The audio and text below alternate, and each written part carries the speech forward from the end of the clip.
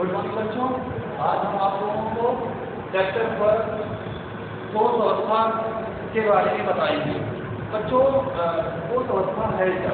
आप जानते हैं कि जो पदार्थ होती हैं, पदार्थ की तीन अवस्थाएं होती हैं। बच्चों, पदार्थ की कितनी अवस्थाएं होती हैं? तीन अवस्थाएं होती हैं मेनली। जैसे उनकी भौतिक अवस्था के आधार पर पदार्थ की तीन अवस्थाएं होती हैं। ठोस अवस्था होती है, द्रव अवस्था होती है और गैस अवस्था। ये तीन अवस्थाएं होती हैं पदार्थ की। तो आप जानते हैं, आप द्रव अवस्था और गैस अवस्था आप क्लास 11 में पढ़ चुके हैं। इसके बाद आपका जो ठोस अवस्था है, यही आपका जो 12th में है। तो हम ठोस अवस्था का अध्ययन करेंगे। तो सबसे पहले हम ठोस के बारे में जानेंगे। ठोस की परिभाषा क्या होती है, इसके बारे में जानेंगे। देखिए, ठोस जो होता है उसका आयतन और आकार दोनों जो होता है निश्चित होता है। ठोस के अंदर जो पार्टिकल होते हैं एक निश्चित व्यवस्था में व्यवस्थित होते हैं, यानी कि उसका जो प्रदर्शनात्मक जो कंपोनेंट होता है वो एकदम एक रेगुलर होता है, जैसे कहते हैं। तो अलग अलग ठोस, अलग अलग प्रकार के ठोस भी पाए जाते हैं। तो ठोस अवस्था की परिभाषा क्या है, इसके बारे में हम जानेंगे। तो ठोस पदार्थ की एक ठोस क्या है? पदार्थ की एक अवस्था। जैसा मैंने कहा कि ठोस जो है एक पदार्थ की क्या है? अवस्था है। इसकी पहचान पदार्थ के संरचनात्मक दृढ़ता और प्रकृति के प्रति अवरोध के गुण के आधार पर की जाती है। मतलब इसका जो मैंने बताया पहले कि जो ठोस होते हैं उसकी संरचना होती है फिक्स होती है। उनकी संरचना क्या होती है? फिक्स है। जैसे ये चौक है तो इसकी संरचना फिक्स ही है, इसकी संरचना फिक्स है। और ये दृढ़ होते हैं, मतलब कठोर होते हैं। ये ठोस होते हैं, ये कठोर, जल्दी देखिए तोड़ रहे हैं, जल्दी टूटता नहीं। ये दृढ़ होते हैं और इनके विकृति के प्रति अवरोध, इनकी अवस्था है, ये विकृति के प्रति अवरोध उत्पन्न करते हैं। जैसे अभी इनका अगर साइज हम बिगाड़ना चाहे, शेप बिगाड़ना चाहे, आकार बिगाड़ना चाहें, तो ये इनके आकार में परिवर्तन नहीं होता है।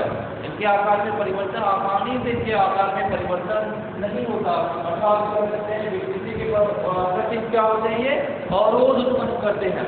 ये विकृति इसमें नहीं उत्पन्न होती है, ये विकृति के प्रति अवरोध के गुण इसमें होते हैं। ये हुआ ठोस अवस्था। तो बच्चों, ठोस में क्या होते हैं?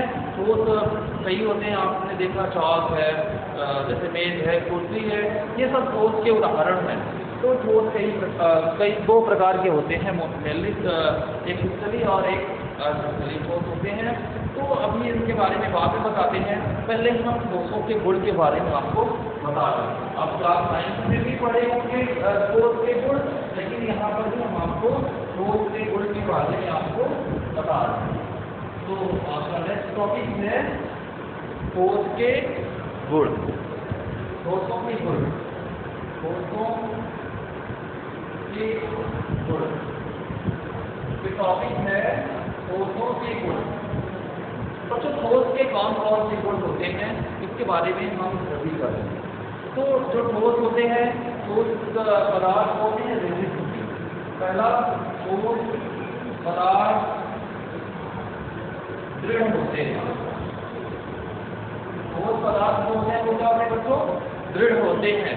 और जो और दृढ़ होते हैं, दृढ़ और असंपीड्य होते हैं। इनके अंदर क्या होता है?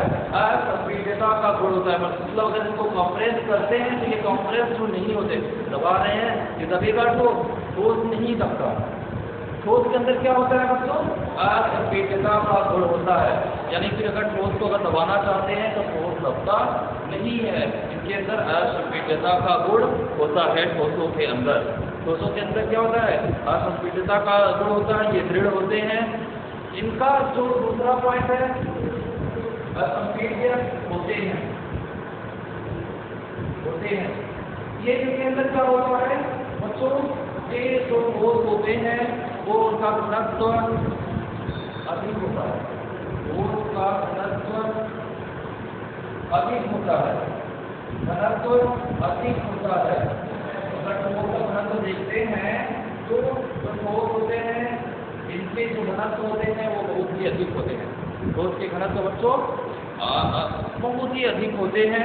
इनका आयतन जो होता है वो निश्चित होता है, इनका द्रव्यमान जो होता है वो भी निश्चित होता है, ये अधिक दृढ़ होते हैं, ये सब आप जानते हैं।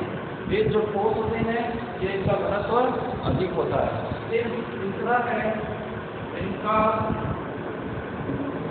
आयतन और आकार, आयतन और आकार निश्चित होता है, इनका आयतन और आकार निश्चित होता है। इनका जो आयतन और आकार होता है बच्चों ये निश्चित होते हैं, तो उसका आयतन और आकार जो होता है वो निश्चित होता है। फिर चौथा है इनके बीच में प्रबल अंतराणु आकर्षण बल होते हैं, इनके बीच में प्रबल अंतराणु आकर्षण बल होते हैं। तो इनके बीच क्या होता है, इनके बीच प्रबल अंतराणु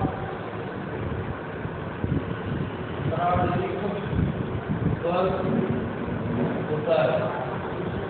तो इनके बीच में क्या होता है, प्रबल अंतराणु बल होता है, अर्थात इन दो अणुओं के बीच में इनकी बहुत ही आकर्षण बल होता है। जैसे कि आप देख रहे हैं जैसे ठोस है, ठोसों के बीच में अंतराणु बल बहुत अधिक होता है, मतलब इनके दो अणुओं के बीच आकर्षण बल बहुत अधिक होता है, दो अणुओं के बीच आकर्षण बल बहुत अधिक होता है।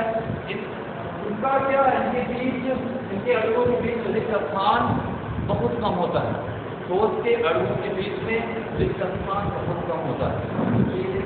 इनके बीच में रिक्त स्थान बहुत कम होते हैं, ठोस अणुओं के बीच में रिक्त स्थान बहुत कम होता है, लेकिन जो छोटे अणु है इनके बीच रिक्त स्थान बहुत कम होते हैं।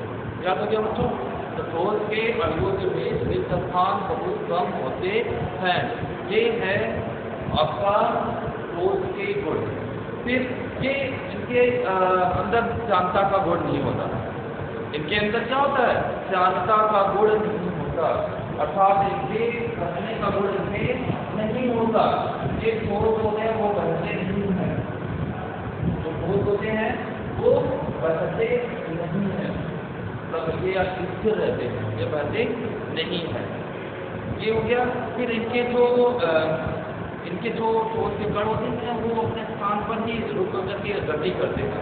ये ऐसा नहीं कि ये ठोस के कण गति करें, ये अपने स्थान पर ही ऐसे इस तरह से देख रही है, ठोस के कण होते हैं ये अपने स्थान पर ऐसे ऐसे ऐसे ऐसे ये गति करते रहते हैं अपने ही स्थान पर।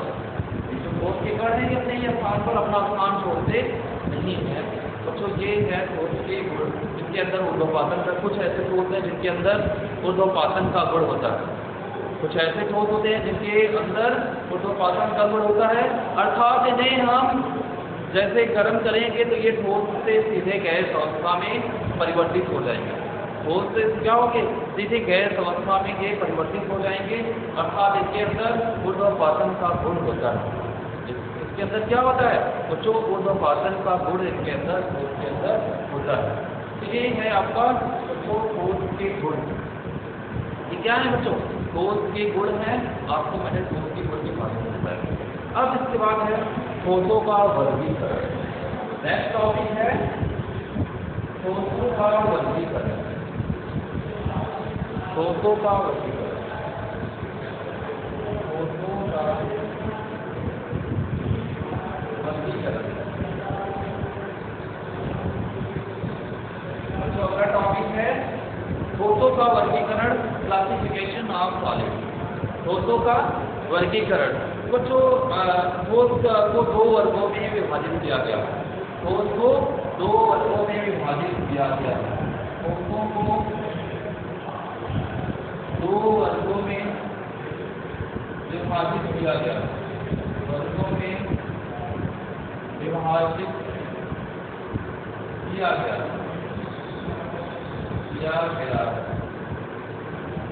ठोसों को दो वर्गों में विभाजित किया गया बच्चों। पहला है स्तरीय ठोस,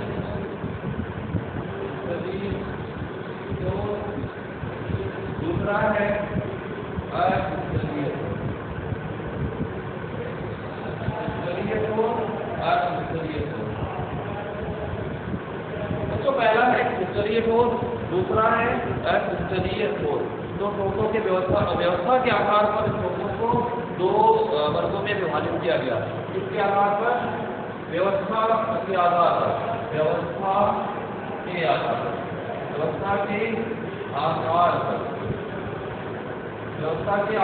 ठोसों को दो वर्गों में विभाजित किया गया है। पहला है क्रिस्टलीय ठोस, दूसरा है अक्रिस्टलीय ठोस।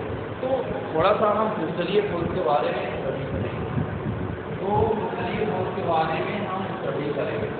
फर्स्ट टॉपिक है क्रिस्टलीय ठोस। क्रिस्टलीय ठोस क्रिस्टलाइन सॉलिड।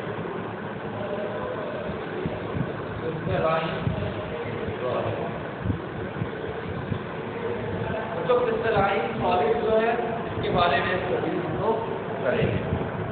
तो इनकी परिभाषा पहले जानेंगे और इसके प्रकार इसके बाद हम जानेंगे। तो आज परिभाषा हम आपको बता रहे हैं। देखिए, जो क्रिस्टलाइन सॉलिड होते हैं इसमें घटक के कण जो होते हैं वह एक व्यवस्थित क्रम में जुड़े होते हैं। क्रिस्टलीन ठोस में घटक के कण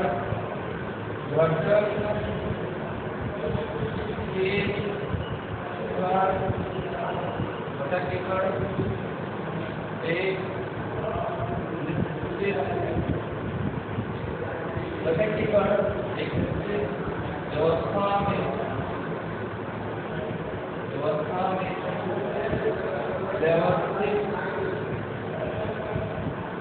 रहते हैं।